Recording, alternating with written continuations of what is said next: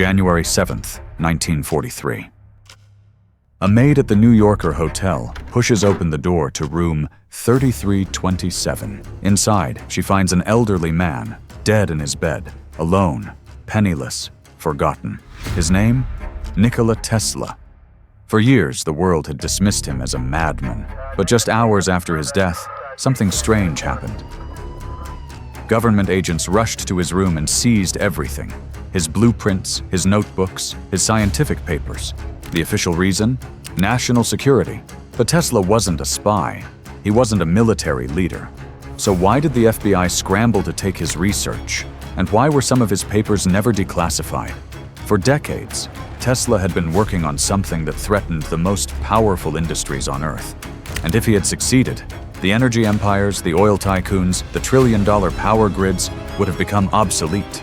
Electricity wouldn't be sold, it would be free, and that's why it couldn't be allowed to happen. If you're enjoying the video, make sure to hit the like button. It really helps with the YouTube algorithm. And don't forget to hit the subscribe button so you don't miss what's coming next. But Tesla wasn't just another scientist trying to build a better power grid. He was different. Most inventors work by trial and error. They test, fail, adjust, and try again. Nikola Tesla didn't need to. He could see his inventions before he built them. Not just rough ideas. He could see fully formed, functioning machines. He always said, "I do not need models, drawings, or experiments. When I imagine an invention, I see it fully formed, like it already exists." This wasn't normal. Tesla's mind worked in a way science still doesn't fully understand. Was it photographic memory? A kind of neurodivergent genius? Or something even stranger? Because when Tesla talked about his ideas, he didn't say he created them. He said he received them. "My brain is only a receiver. In the universe, there is a core from which we obtain knowledge." Where did his visions come from? And more importantly, what was he seeing that no one else could? While most were just starting their careers at 25, Tesla had already mastered engineering, physics, and electromagnetism, long before he ever set foot in a laboratory. At the Austrian Polytechnic School, he was known for his photographic memory and an ability to solve complex equations entirely in his head. Professors were amazed. Some even doubted he was human. But Tesla wasn't just studying existing science. He was seeing beyond it. Then, he got sick. A violent fever left him bedridden for weeks. And in that fevered state, something changed. He had a vision. In his mind, he saw an entire machine unlike anything in existence. A motor that could run on alternating current. At the time, nobody believed AC power was possible, but Tesla saw it working, and he knew that if he could build it, it would change the world. The problem? No one believed him. So in 1884, with 4 cents to his name and a head full of ideas, Tesla boarded a ship for America. He had no money, no connections, just a letter of recommendation for one man, Thomas Edison, and that's when everything changed. By 1884, Thomas Edison was untouchable, the man who invented the light bulb, the face of modern technology. And Tesla was nobody, but he had something Edison couldn't ignore: raw genius. Edison was a builder, a businessman, a grinder. He didn't care about theories. He cared about what could sell. But Tesla? He was a visionary. He wasn't thinking about inventions for today. He was thinking a century ahead. Where Edison worked trial and error, Tesla saw machines fully built in his mind before he ever touched them. For a moment, it seemed like they could change the world together. Edison hired Tesla on the spot. His first job? Fixing Edison's direct current DC power systems. Edison promised him $50,000 if he succeeded. Tesla worked tirelessly. He redesigned Edison's entire system from the ground up, and when he was done, he had fixed every flaw. Tesla delivered, but when he asked for his reward, Edison laughed in his face. "Young man, you don't seem to understand American humor." Tesla was devastated. He had just transformed Edison's company and was left with nothing. He quit immediately. Broke and humiliated, He took the only job he could find, digging ditches for Edison's own company. But while Edison saw him as just another worker, someone else saw a revolutionary, and that's when the real war for the future of electricity began. Tesla wasn't just another engineer, he was the future, and the future had just found its backer. George Westinghouse wasn't only an inventor, he was a strategist. And unlike Edison, he recognized Tesla's true potential. Westinghouse believed Tesla's alternating current AC system was the key to electrifying the world. Unlike Edison's direct current, DC, which required power stations every few blocks, Tesla's AC could travel long distances, lighting up entire cities from a single source. Edison saw competition, Westinghouse saw revolution, and Edison was about to lose everything. Edison fought back the only way he knew how, with fear. He launched a public scare campaign against AC, calling it dangerous and deadly. And to prove his point, he began electrocuting animals in public: dogs, horses, even an elephant. Each one was killed with alternating current. The message was clear: AC power is a killer. But that wasn't enough. Edison secretly funded the creation of the electric chair, branding it as the ultimate proof that AC was too dangerous for homes. The newspapers ran wild with it. AC current, the death power, the headlines screamed. And for a while, it worked. The public believed him. Investors stepped back from Tesla. Westinghouse felt the pressure. And Tesla, he was furious. But he refused to fight dirty. Instead, he did what he did best. He proved them all wrong. The Chicago World's Fair, the greatest event of its time, millions gathered to witness the future. And when night fell, the fairgrounds erupted into blinding light. Tesla's alternating current system had powered the entire fair. Edison's direct current? Nowhere to be found. The world had seen the truth. And soon after, Tesla's system was used to build the Niagara Falls hydroelectric power plant, the first of its kind. It was official. Tesla had won. Edison's DC was dead. And if you think this is just history, think again. Because every time you flip a light switch, charge your phone, or open your refrigerator, you're using Tesla's technology. Your home runs on alternating current. The power lines stretching across your city? Tesla's system. He didn't just win a battle, he built the modern world. This should have been Tesla's moment to become one of the wealthiest men in history. Instead, he walked away with nothing. Westinghouse had signed a royalty deal with Tesla, offering him $2.50 for every horsepower of AC electricity sold. If Tesla had kept that contract, he would have been one of the richest men alive. But when Westinghouse ran into financial trouble, Tesla did something unthinkable. He tore up the contract and said, "You have stood by me. You have built my system. You have made the world acknowledge it. I want no more." He walked away from millions. Tesla didn't care about money. He cared about progress, but by giving up his fortune, he gave up his power. Edison lost the war of the currents, but Tesla, he had no empire, no factories, no business strategy. He had only ideas. And in a world driven by profit, ideas don't pay the bills. That was Tesla's greatest challenge. His mind was full of breakthroughs, but none of them made him rich. Yet, despite everything, he couldn't stop, because there was still one idea left.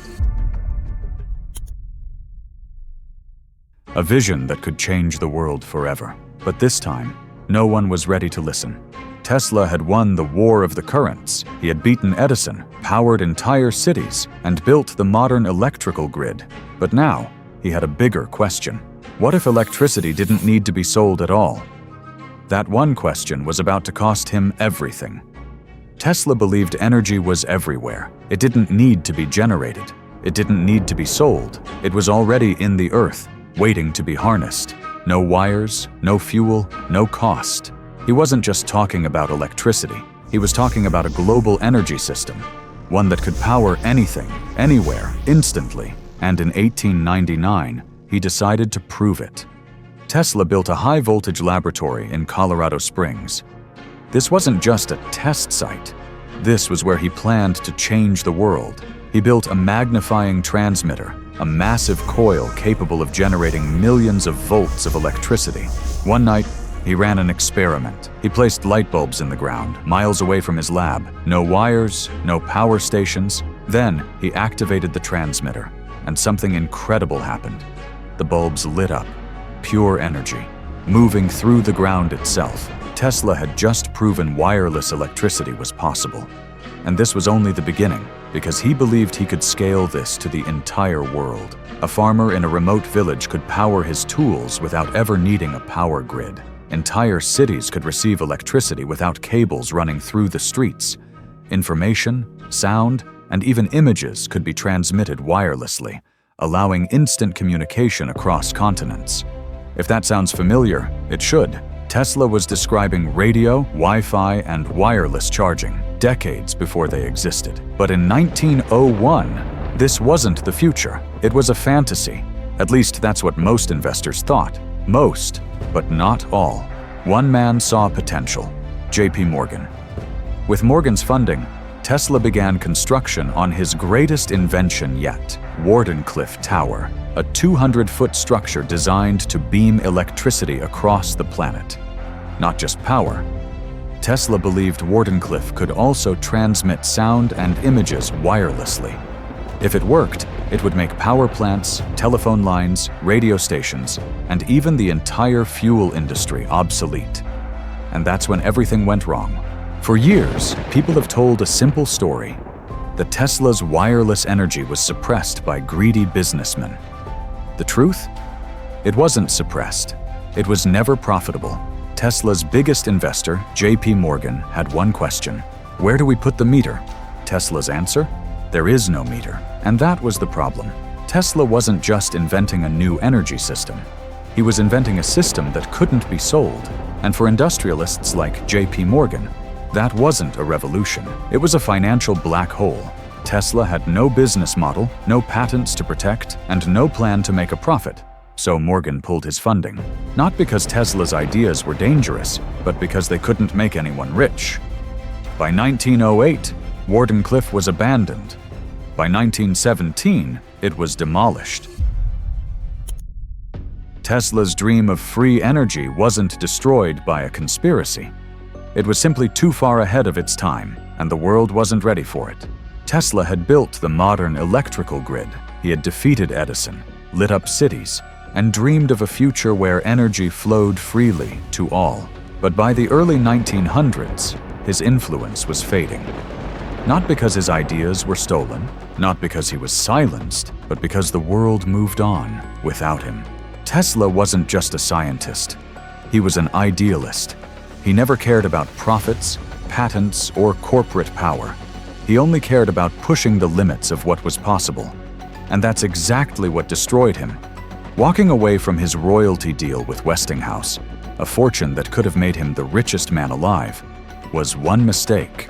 Never adapting his vision to fit J.P. Morgan's business empire, that was the other. They say a master's mistake costs 1,000 times more.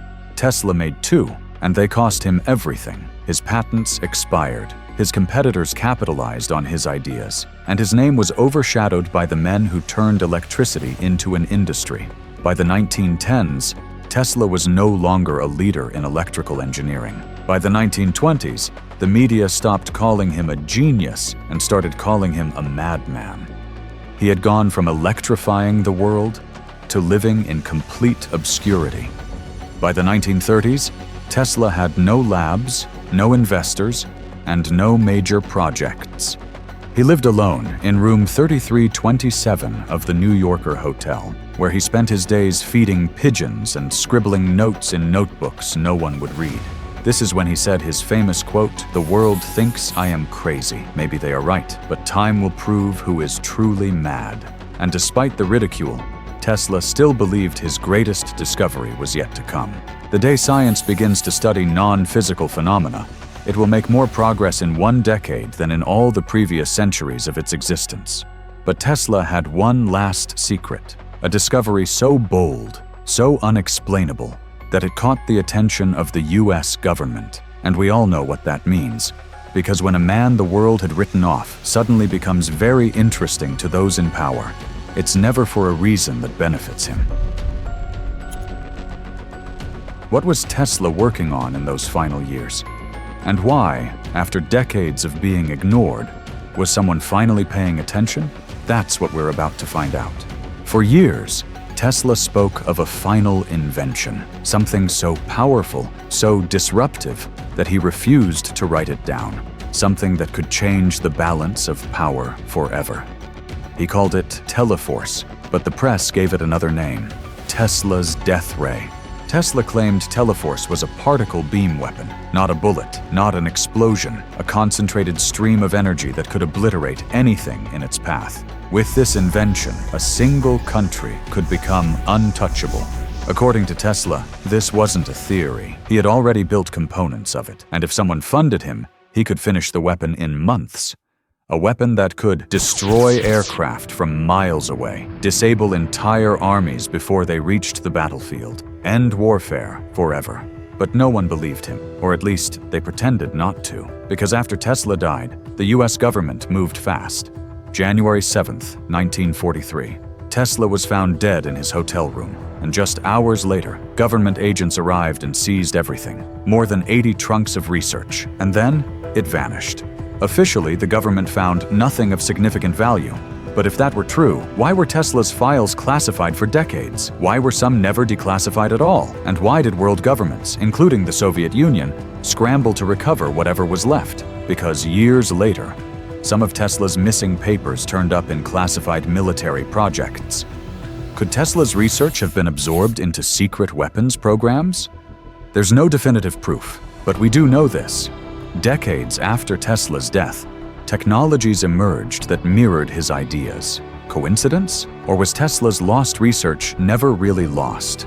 Tesla didn't fail. The world just took 100 years to catch up. Wireless power, AI-driven automation, energy-based weapons, the technologies shaping our world, they all trace back to Tesla. His greatest ideas weren't lost. They were just waiting. And the real question isn't what Tesla left behind. It's how much more of his vision is still waiting to be rediscovered. Or maybe, how much of it was already discovered long before Tesla. Because if Tesla's wireless energy system was seen as too dangerous to the status quo, what if it wasn't new at all? What if he was simply recreating something ancient? A system that once powered an entire civilization.